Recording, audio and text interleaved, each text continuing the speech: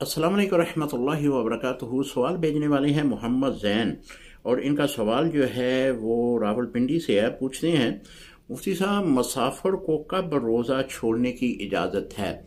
जी मोहतरम मोहम्मद जैन भाई, जो आपने सवाल किया है मुसाफिर के रोज़े के बारे में, जी अगर मुसाफिर 92 या इससे ज़्यादा सफ़र करने के लिए वो अपने घर से निकलता है और ये वक़्त जो है वो उसके सहरी के इख्तिताम से पहले पहले का है, तो फिर तो वो रोज़े की क़ज़ा कर सकता है।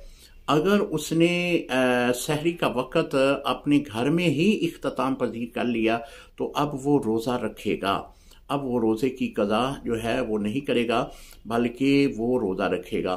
जो मैंने अर्ज़ किया ना पहले, क़ज़ा उसी सूरत में बनती है कि वो सहरी का वक़्त ख़त्म होने से पहले अपने घर से निकलता है 92 किलोमीटर या इससे ज़ायद सफ़र करने के लिए, तो फिर इस सूरत में जो है वो अपने रोज़े की क़ज़ा करेगा।